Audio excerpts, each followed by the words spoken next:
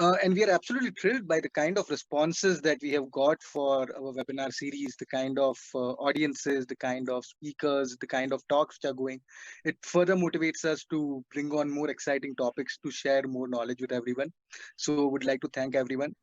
So today's topic is challenges in pediatric glioblastoma. We have speaker Dr. Sharon Low, who is head of neurosurgical services in KK Women's and Children Hospital in Singapore. We are also joined by Dr. Satish Satyanarayana, who is from Fortis, who is additional director of neurosurgery department in Fortis. So Dr. Satish has had 31 years of experience as a practicing neurosurgeon and spine surgeon, and he has done more than 1500 neurosurgery and more than 2500 complex spine surgeries. He specializes in modern techniques like microneurosurgery, skull-based surgery, craniofacial reconstruction, and minimal invasive surgeries to correct spine deformities. So I will now request Dr. Satish to introduce our speaker, Dr. Sharon Law, and take the webinar forward. Over to you, Dr. Satish. Thank you very much, Mr. Hitesh Goswami, for your kind words. And we are privileged to have Dr. Sharon Low amongst us, speaking on the important topic of challenges in managing pediatric glioblastoma. As Mr. Hitesh already mentioned, she happens to head the service in neurosurgical services and pediatric neurosurgery in the KK Women's Hospital and Children's Hospital. She's also the consultant pediatric brain and solid tumor program head. So she has had a significant interest in pediatric brain tumors, and specifically in terms of translational research in GBMs. So I'm looking forward to an exciting talk from Dr. Sharon. So the stage is all yours, Dr. Sharon. All right. Okay. Good afternoon, and I guess it's near evening here. Good evening to everyone online. I'd like to thank the organizers and my moderator for introducing me today. So I'm going to talk about a very difficult disease today, and some of the challenges we have faced for pediatric glioblastoma. There will be a question and answer session at the end of the talk. I hope I'll be able to answer. So my talk aims to give a clinical and a little bit of translation perspective on this disease, and we're trying to include some of the newer technologies and findings in genomics into our current practice here in Singapore. So I've got no conflict of interest to declare. So I'm just going to give you a very brief background of the disease. So brain tumors are the most common solid tumors in the pediatric population. And in this group of all the brain tumors, the most common group are gliomas. However, in this group of gliomas, they're quite heterogeneous, and majority of them are actually more fortunate because they're usually slow-growing lesions known as low-grade gliomas or LGGs.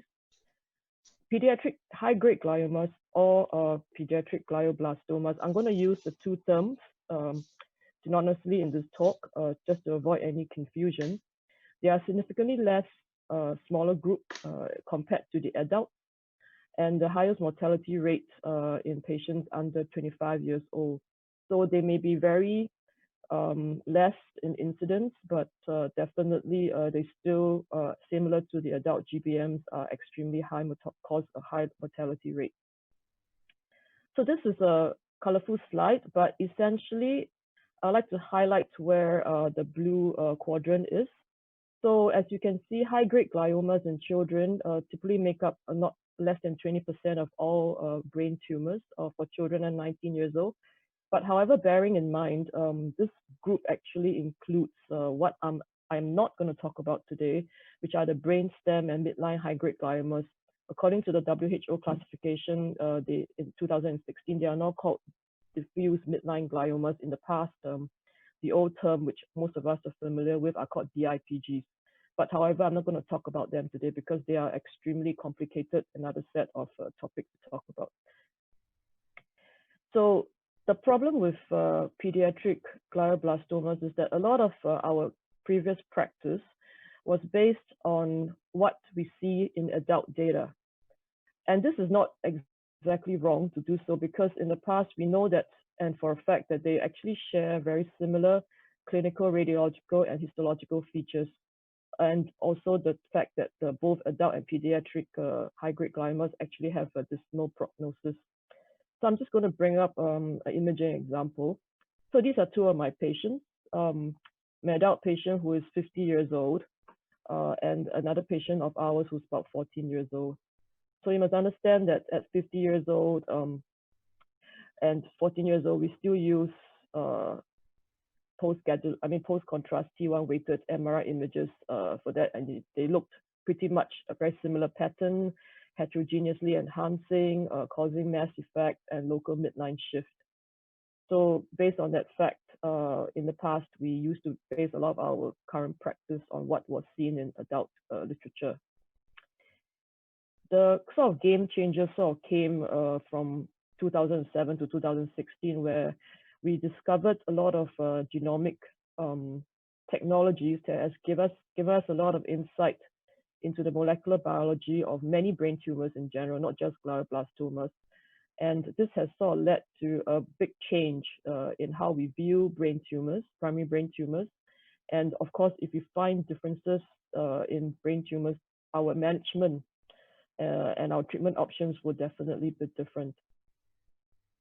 So this is a slide that is applied to most of our, in fact, all of our adult tumors.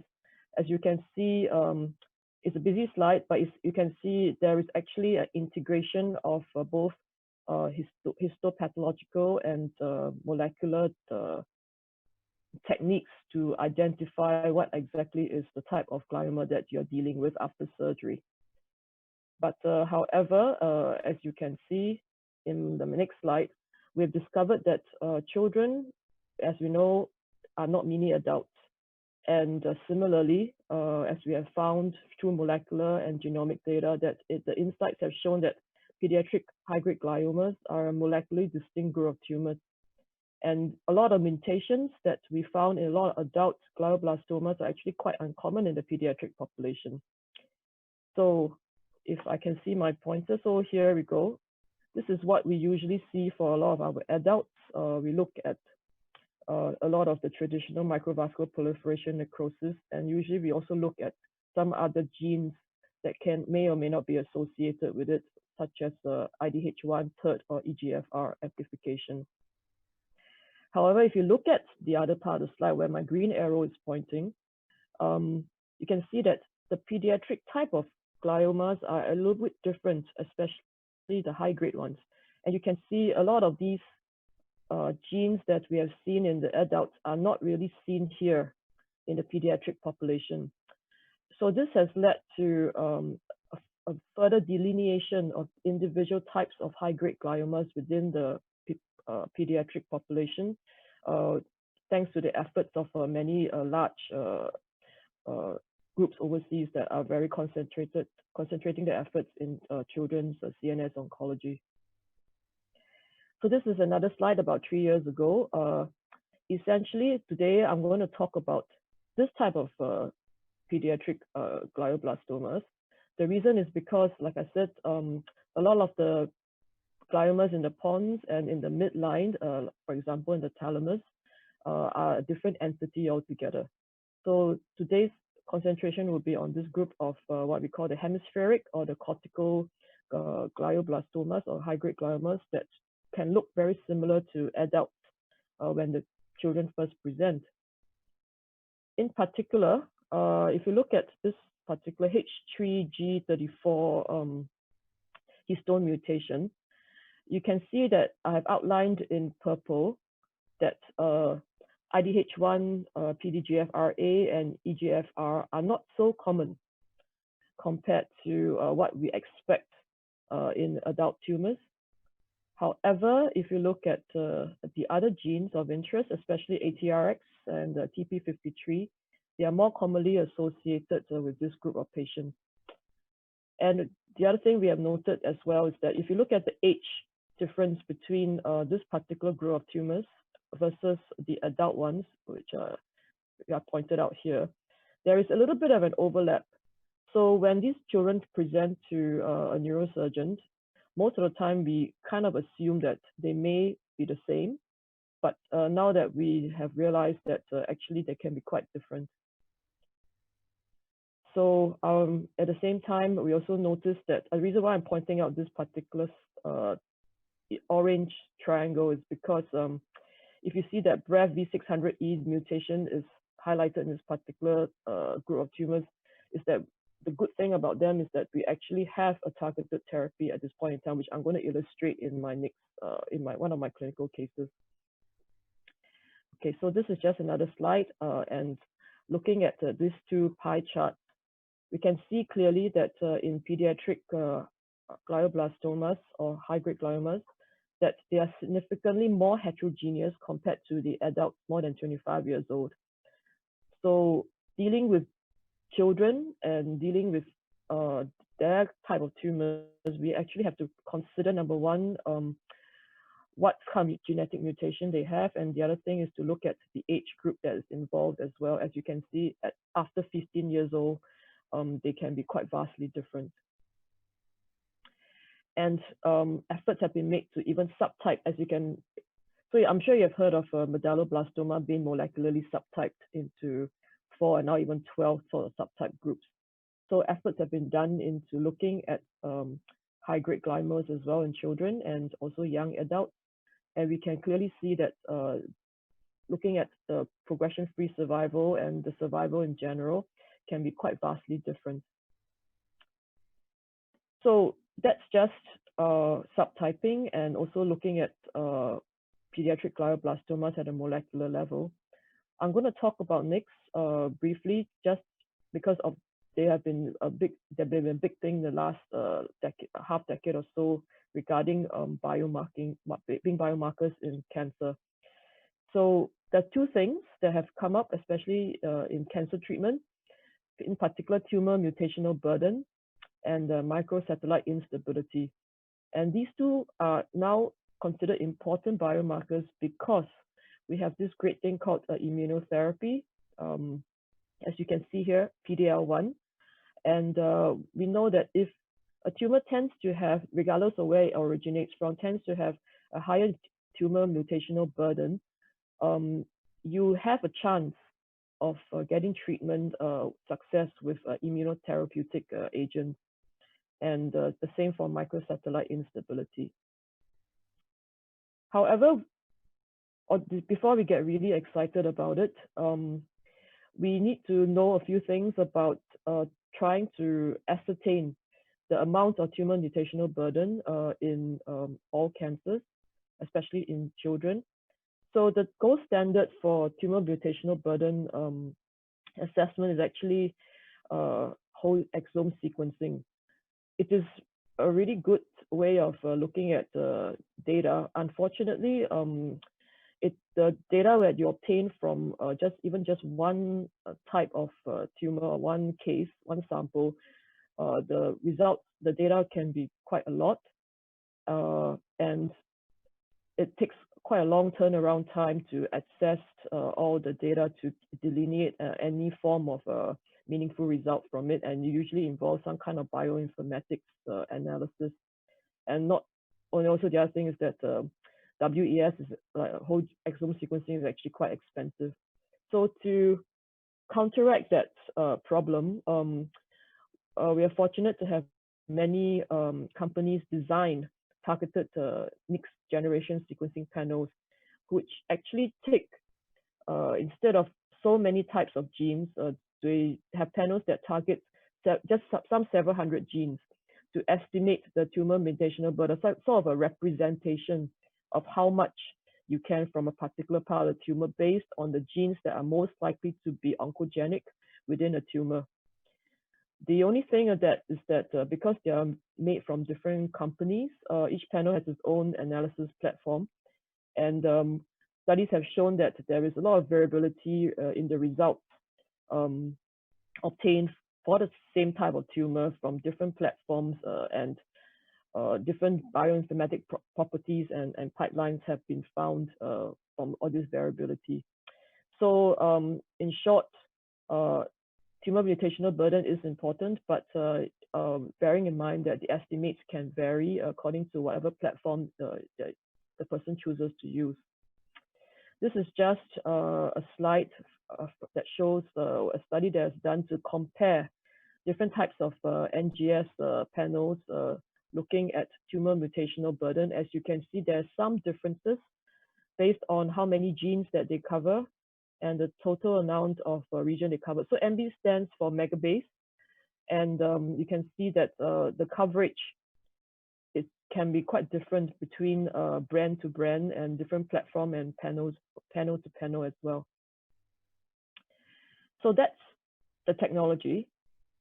We also know now, thanks to a lot of effort from overseas groups, that tumor mutational burden in children versus the adult is not so straightforward. So traditionally, tumors with more than 10 mutations per megabase have been referred to what we call hypermutative, because more than 10 essentially means that your tumor has a lot of somatic mutations in it. But you know, pediatric tumors tend to have a lower mutational burden because somatic mutations are a lot less. But in general, we have found out that although the arbitrary number may be less, but doesn't necessarily make it any less lethal and doesn't necessarily make it less mutated per se. So what I'm trying to say is that if you look at this slide, if you compare a pediatric population of all the tumors, different types of tumors versus what we have here on the adult side, and this is TCGA data, by the way, you can clearly see that the adult patients in general have a higher TMB compared to kids. But specifically for pediatric high-grade gliomas, you can see that within this group, there are some tumors that, there are some patients with more mutational burden per se, but the average mutational burden in children is slightly less compared to the adults. And if you look across to the GBMs, actually, if you just erase this, and you take this quantity as a whole, it's slightly less compared to the GBMs. But we know that based on this, we have come to accept that perhaps for kids, we should not accept more than 10 as their cutoff, but instead accept a much lower TMB to consider them to be highly mutated. And from this study as well, we also found that about 8% of this cohort actually have a germline variant, means that you are likely to have inherited or born with it. And the good thing about this study also shows that in the pediatric cancer cohort, including brain tumors, that about more than 50% or about 50% of them actually have a druggable target. So that spells a lot of hope for all these kids with all these difficult tumors. So I'm just going to sort of bring whatever I've just said into some clinical case examples that we experienced here. So essentially, in the past, traditionally we think of them as the same disease, but we know that nowadays and through clinical experience that they can have different outcomes.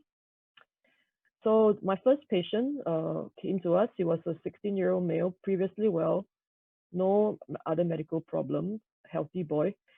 He came in just simply for worsening headaches. And an MRI brain post-contrast just shows a right-sided temporal lesion that's quite well demarcated. So based on the amount of mass effect and the fact that the tumor looked quite dangerous, so he underwent a gross total resection. By gross total resection for this talk, I mean a tumor resected for more than 90% volumetrically if you compare the post and pre-op MRI images. So his histopathology came back as Epitheloid glioblastoma with abundant giant cells. And I have to thank my pathologist, Kenneth, for providing me these images and this write-up. So in this slide, if you just look at the pink and the H&E stains, all you see is a pretty horrible looking tumor, extremely cellular, with a high Ki index, looks very aggressive. And we see on this IHC slide that he was positive for BRAF, the V600E on the protein stain. So So essentially, this is important, as I will explain a bit later. But at the same time, as per our adult practice, we ran the IDH1 and 2, and also PP53, but they were both wild type. However, he was fortunate to have his MGMT promoter methylation that was positive, so that would make him more sensitive to telozolomide. At the point in time when the child came in, our hospital was involved with a clinical trial together with our adult partners. And we are fortunate that because of the trial, we were able to send off his tumor for NGS panel at where the trial center was, or else if not, they may have to pay out of pocket at that point in time. So the NGS panel actually confirmed that the mutation in the BRAF was correct based on our IHC stain. And if you look at the other variants and other mutations, nothing really much was really druggable, but and this particular NGS panel didn't actually have any information on the tumor mutational burden or microsatellite instability. But the trial eventually was cancelled and is no longer in place because the drug was not deemed to be useful. So despite the negative findings, and he was unable to partake in the trial. Sorry, I forgot to mention that the trial from this was actually to look at EGFR inhibitor, which he wasn't positive for, unfortunately. So the child went on to undergo what we call a Stoops protocol, which is a telozolomide with concurrent radiation. And on surveillance scans following that, he was noted to have a nodular enhancement, as you can see here. He was asymptomatic. At this point in time, we had this discussion with the radiation oncologist and the radiologist. Was this just either studio progression, but that was more like 3 months, or radial necrosis, but we elected to watch the lesion. However, the lesion was noted to grow slightly bigger after that. So my oncologist spoke to me on whether or not it was excisable. Because it looked quite superficial, we went ahead to excise it to hopefully gain some molecular insight to see whether or not this lesion was a recurrence. So this child was brought to our intraoperative MRI. With all the adjuncts that we could offer, he underwent a DTI, which is diffusion tensor imaging. We also gave him sodium fluorescein, which is a fluorescence glow that's supposed to light up areas with loss of blood-brain barrier during the surgery. And the histology came back as very little viable tissue, so it was likely to be some form of radial necrosis. But because there was still some tumor tissue within that lesion, my oncologist colleague rightfully decided to offer second-line chemotherapy.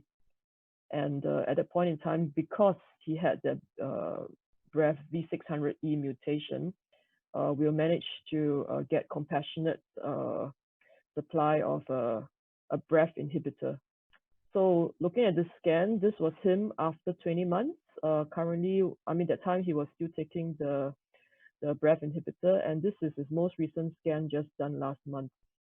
So this is a good story, considering how dismal glioblastomas in general are. So, and this case reflects a form of, I guess, targeted therapy being able to improve his survival. So for this child, he falls into this particular subtype, which is why, back to the original statement, that subtyping has really brought a lot of insight into looking at this particular tumor in different ways. And for him, as you can see, that he was able to have a much better prognosis at this point in time. So at 24 months, he's still considered disease-free at this point in time. So this is a good story. My next story is not going to be so happy. So I'm going to talk about the another patient of mine. So this is a 13-year-old boy who came in with worsening left-sided weakness. And he had this particular tumor that was seen on MRI. He was actually referred to me from another institution. So the reason why I put up this two particular slides is that you can see actually it doesn't enhance very much compared to the previous two patients or whatever we know about adult GBMs in general. And you can see there's a large cystic component to it, but it's during the surgery found out that it was more blood products than actual cyst.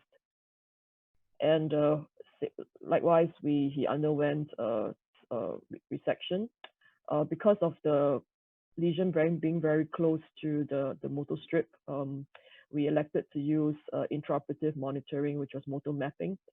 The child was not keen and was not agreeable to awake craniotomy, so we managed to convince the parents to allow us to use intraoperative monitoring, which is motor mapping with MEPs and SSDPs at that point in time.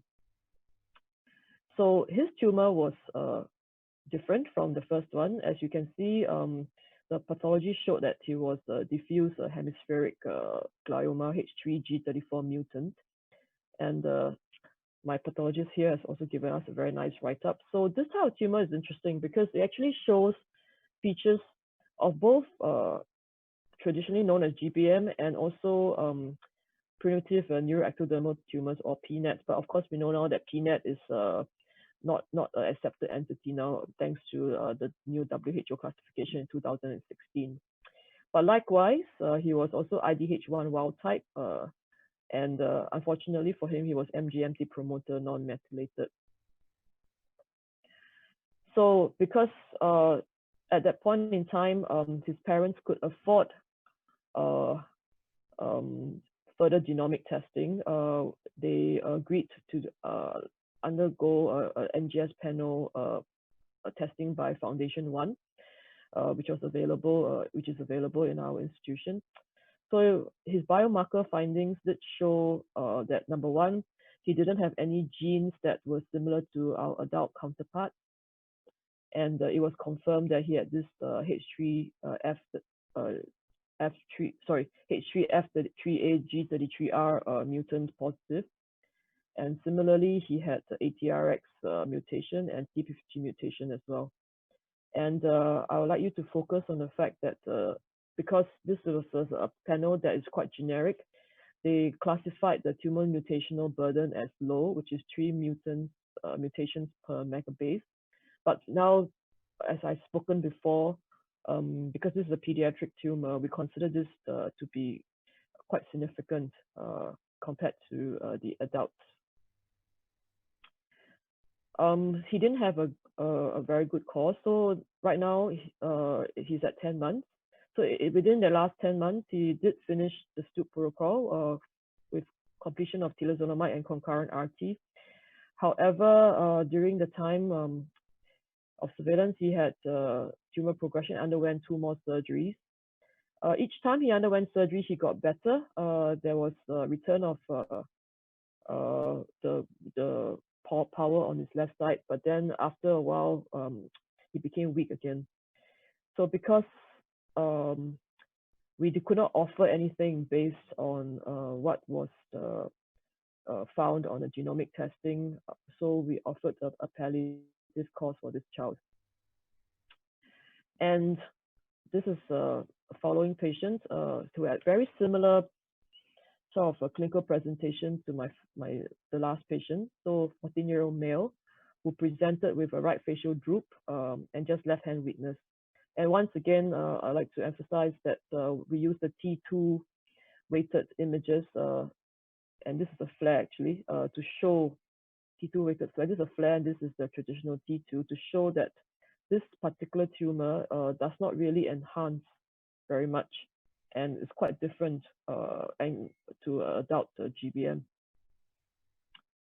So he had a he had a histopathology makeup that was very similar to my previous patient. He was also H3G34 mutant, and his biomarker findings showed that he actually had 5 mutations per megabase, which was even more than the other child. So this is even more significant.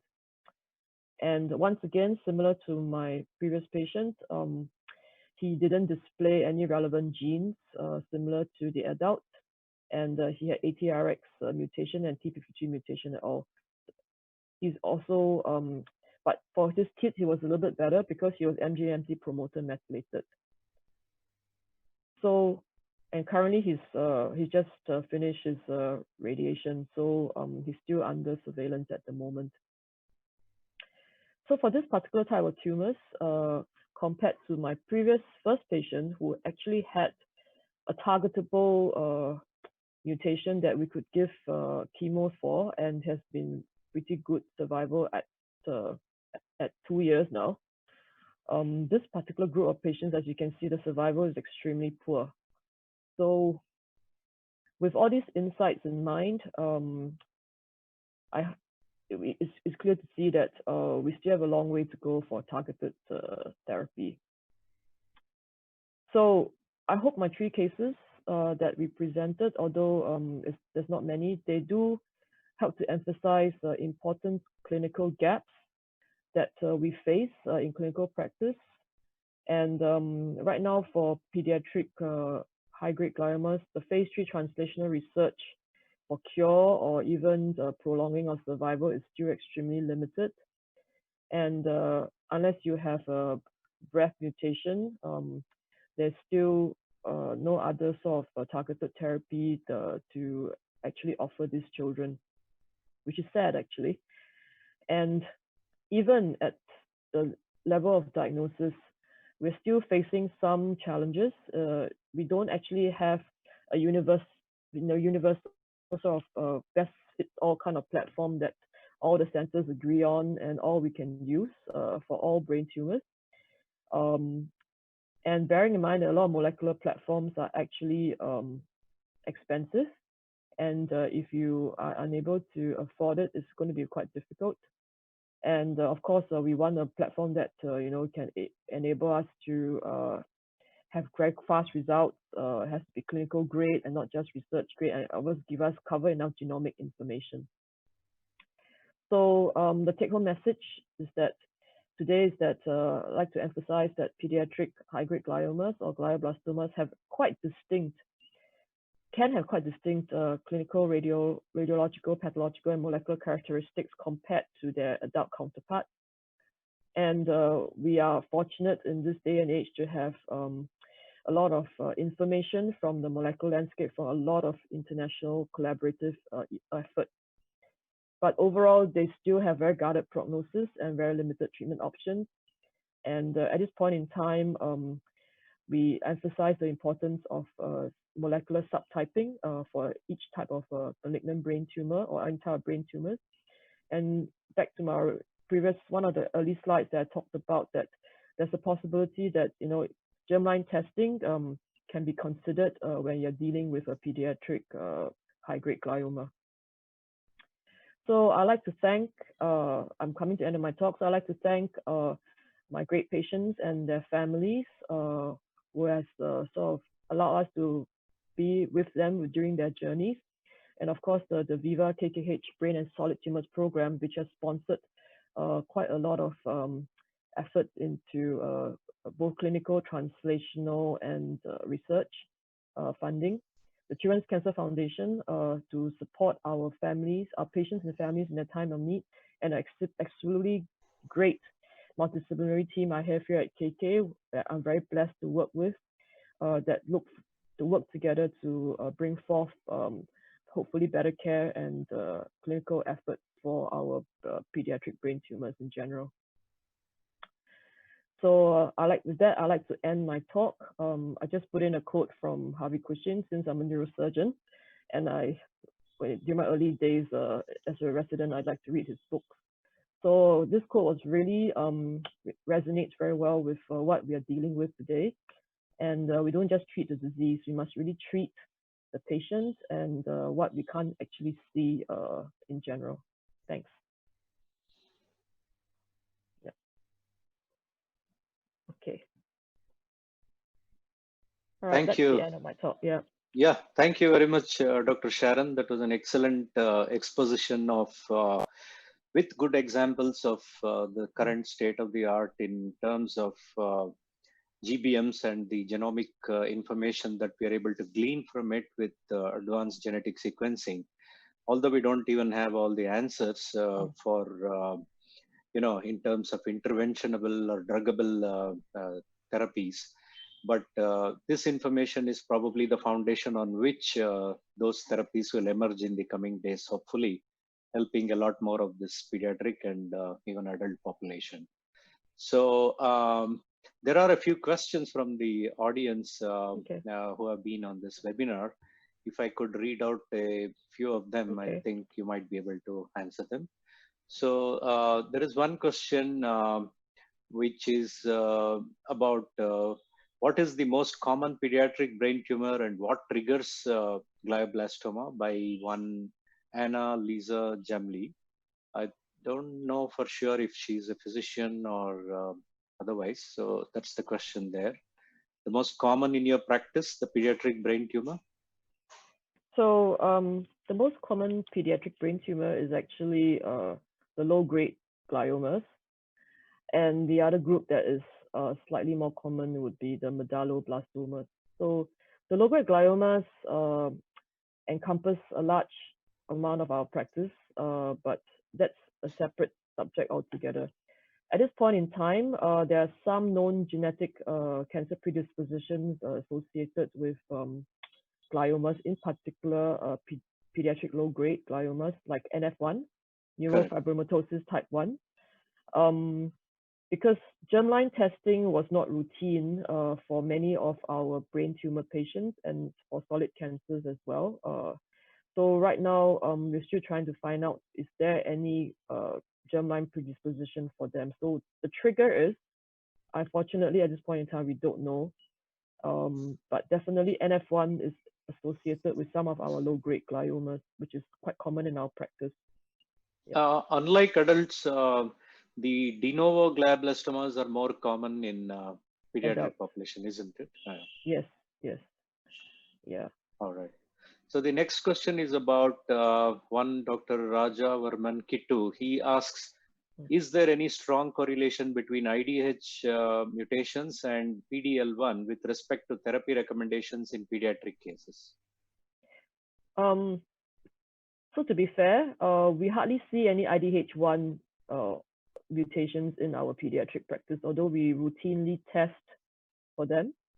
But we look at, so right now, because we have the benefit of tumor mutational burden, our oncologists do consider looking at immune checkpoint inhibitors for children with high TMB. But even then, it is not routine practice. It's usually as some form of a second line or third line if really needed.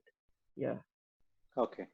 So Dr. Gerald Go, he asks, for patients number 2 and 3, given the relatively pediatric high TNB scores, would checkpoint inhibitors have been an option, or when would you consider treating pediatric patients with immunotherapy drugs at all?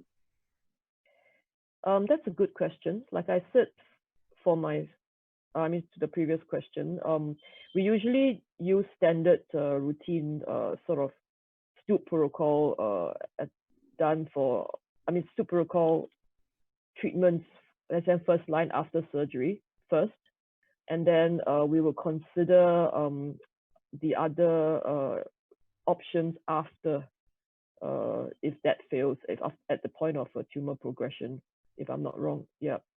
So we usually follow what is standard first, and if that fails, or there's really no other option, then we will proceed to offer something else. But as far as I know, immunotherapy at this point in time, it's not a routine standard of care in our practice. Yeah. Even for adults, it holds good for adults, or it's only for pediatric? The options are even less for immunotherapy. For brain tumors, probably I would say the options are it's not really a very strong indication, but for the other solid tumors and for, of course, the hematological malignancies, I'm sure it's a much better option for them. Yeah, but specifically for brain, I would say that we don't really see it very often. Yeah. All right. So Dr. Kshitij Rishi, he asks, based on your experience, how many percentage of patients have high TNB or high MSI in their tumor sample? How is the response to immunotherapy? Somewhat related question. Okay, so I think this is a question more for my medical oncologist, but yeah. I like to say that this whole new concept of NGS panel use and testing for TNB and MSI has only been more prevalent in the last few years or so. And for that, we don't really, the previous patients that have passed on, we don't actually have any results of this TNB and MSI for them. And we are still at sort of the beginning of collecting this sort of data for them. And so far, I have not had any of my patients undergo immunotherapy yet. Yeah. Okay. All right.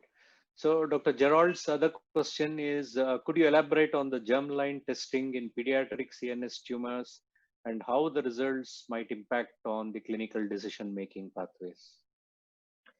Yeah, so I guess, okay, so we actually have part of the program that we have here. We actually have one of our colleagues who's working on hereditary cancers in general, and she has worked extensively with some of our children for germline testing.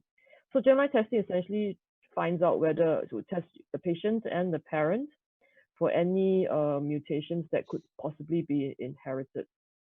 So, for example, for the GBM so far, none of them, as far as I know, have any germline positive variants. But we know of I have a patient with a ependymoma, whose father and him actually have NF1, and that was confirmed. But it was very strange because why would an NF1 patient actually have ependymoma to begin with? So he underwent germline testing to confirm that. The caveat of that germline testing actually showed that if you're NF1 and you're ependymoma, because the next step of treatment after surgery was actually to go for radiation. But because of that, we held off the radiation for worries that the radiation may cause more problems in the future with further mutations. Yeah, so that sometimes does impact our decision making. All right. So Professor Giridharan, working in Genome Institute of Singapore, is asking, is there any evidence for early prognosis markers? I'm not too sure if that in clinical practice there is, but I think for patients, they will want to know. A lot of some of the parents have asked us whether or not is there any way we can find out if this tumor is going to come back even after good treatment, or whether it's going to remain dormant or latent. So I think there is, but right now, I think the focus is more on finding a sort of treatment for, I mean, looking at markers for treatment more than prognosis, early prognosis per se. But certainly that's a consideration. All right. So Dr. Van Nguyen is asking, is there any clinical trial that you're aware of which includes radiation therapy with PD-L1 inhibitor drugs for high-grade gliomas? Not that we are involved in Singapore, no. If there is overseas, we are not enrolled in it. Yeah. Okay. The other question is from Dr. Gabriel Chong. He asks, are there antigens located to these mutations which make them different from normal tissue? Is temozolomide useful in these patients? We know that H3K2 27M1s don't respond to temozolomide. Yeah, that's a really good question. As for the antigens, I personally don't know. But yeah, but I think that's something to look into as well. Yeah. Okay. Yeah. And Dr. Ramesh is asking about ketogenic diet. Would it help in any way to stop the tumor growth or at least slow it? that's a good question because a lot of parents have asked me. So not just in my pediatric practice, some of my adult patients ask me. So I tell them honestly, I really do not know. I know it works in mice. I mean, some preclinical studies have showed in animals that it does work, but I'm not really sure whether it works in adults. I mean, in real life. Sorry. Yeah. Yeah. Does stem cell therapy hold any promise or any role in case of brain tumors? Is the question Mr. Jyoti Prakash Dash is asking. So for adult stem cell work, I mean, stem cell work is more seen previously in a lot of the adult research in glioblastomas. For children, not so much actually. We haven't had any of this trialed because probably likely because of ethics regulations in children, doing research on children. But I think so far we haven't had any success in the adult side as far as I am aware. Yeah. All right. So there's the other question about do GBMs in children, do they metastasize, and if so, in what percentage? That's a very good question. So one of the slides that I showed of the 14-year-old, I mean, not the case studies, but one of my residents actually published a paper on metastatic GBM. So, but that was the only GBM that we, at least in our clinical practice, that we have seen. So for that child, it metastasized to the lungs. That's extremely rare. So we looked at the literature and found that actually it is really a very low percentage. But in general, even in adults, it is very low. Yeah. Even in adults, I'm sure it is very low. Yeah. So I only had 2 adult patients with metastasis, but it's around the neural axis. It's not extra neural. Right. Rather than that, we believe it's likely because it succumbs to the disease before the tumor actually has a chance to metastasize anyway. Yeah. A related question would be that how often would you see in pediatric practice multiple sites occurring, that is glioblastoma multiforme in different areas presenting synchronously or asynchronously? Not so common for glioblastomas in my experience here. And yeah, the other tumors, yes, like the ATRTs, and some of them other medallos. Yeah. PNETs, they're much more common. One question I had, Dr. Sharon, was about the first case who had a very good excision, the total excision, and then he did well, which also you could give the drug Dabrafenib as a targetable druggable therapy. This patient, you had the histopathology during recurrence as radionecrosis. Would you routinely do a PET to differentiate whether, because this is often a confusing clinical scenario within few months after the resection, total resection, patients come back with enhancing nodule, and you're never sure whether it is necrosis or how much tumor component. So is PET something you do, PET MR or PET CT?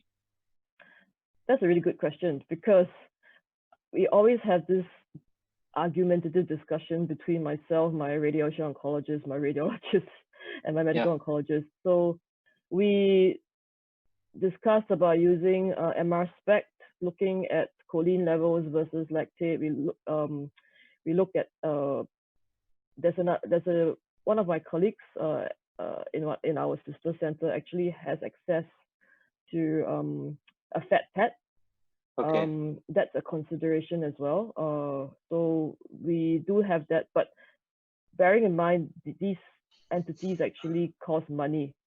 So some of our patients have to pay out of pocket. So for that patient in particular, we didn't do because I mean there were some financial constraints, and the thing is that they were able to monitor the lesion with serial MRIs, which was substantially cheaper, and it was just growing. In such a recurrence, when you are able to resect it again maximally, in pediatric age group, is there a role for using the gliadal or the carmustine wafers? Have you ever had an occasion to use it?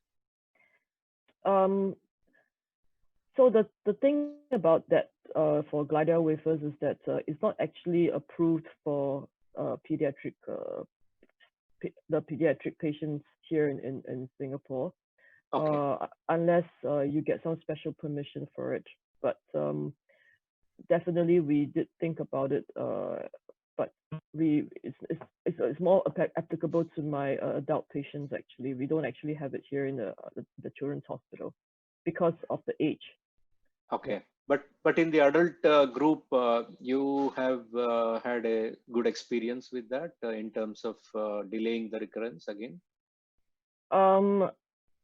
Well, we tried it in a few patients. Some of them didn't do so well, but some of them had really bad side effects after the thing was they had brain swelling, wound breakdown, and that sort of thing. But those who did okay were all right. Yeah. But I think by the time they come to us for re-resection and insertion of the wafers, they are not in a really good state already. But definitely, we do give them an option. And the other thing is, the wafer itself, they also have to pay out of pocket. Yeah, and that's pretty expensive as well, at least in India. That's right. Yeah.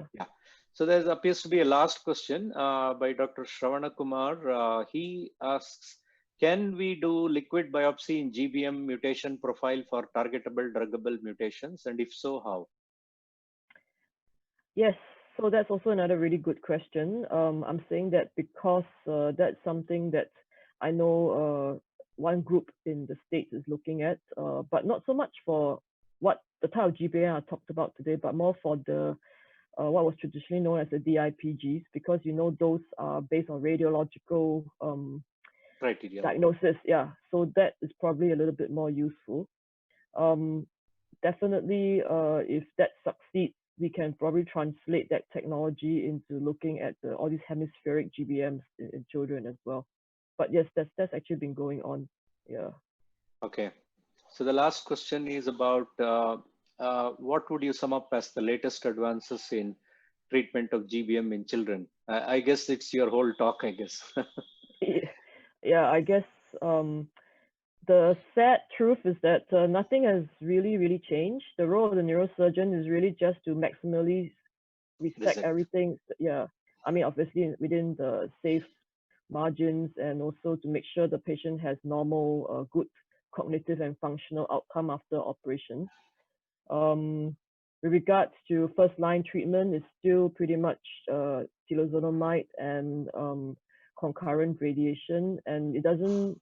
So as you can see, one of the second patient I had, his MGMT was not methylated, but we still gave telozolomide anyway, and he had some response, but but it recurred anyway. So beyond that, whether or not we take all that away and just try to find some targeted therapy, I think that's really much in the future.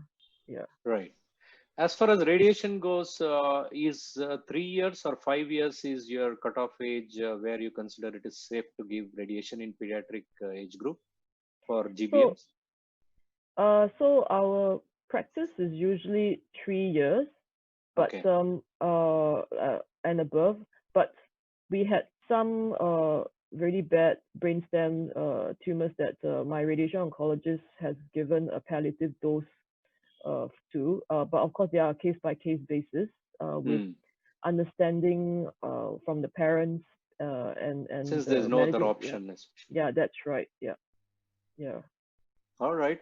I think that more or less covers all the questions the audience have asked, and some of them have been very stimulating questions, I must say. And it's been an excellent hour spent with you, with your great insights into the aspects, all aspects, clinical as well as translational aspects. I'm sure that the dismal prognosis we are seeing now should change over the next few years because of the wealth of knowledge we are gathering. The knowledge is there, and now we have to have more interventions in place, which would be based on this knowledge base that we are having. Thank you very much, Dr. Sharon. Thank you. Thank you very much. Session. Thank you. Thank you. Thank you. Okay. Over to Hitesh.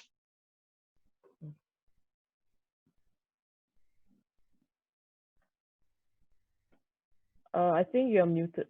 Okay. Yeah. Yeah. So again, we have got a fantastic response with more than 200 people attending the particular talk. I would like to thank Gerald and Janice from Illumina, who has been our partners for this program, along with Bharat and his Medinet team, who has helped us in providing the right platform so that everyone can come on board. And thank you, Dr. Sharon, for such an exciting talk. And thank you, Dr. Satish, for engaging in such an interactive session. And for the audiences, as you all know, that this is more of a knowledge sharing platform where we try to learn how precision oncology is being applied in clinics. So if there are any specific topics that you would like us to have for the next few webinars, please message them, and we'll try to get speakers who would be sharing their ideas and their thoughts and their experience on those topics. Thank you again, and look forward to the next session very soon. Thank you all. Thank you all. Thank you all. Bye-bye. Okay.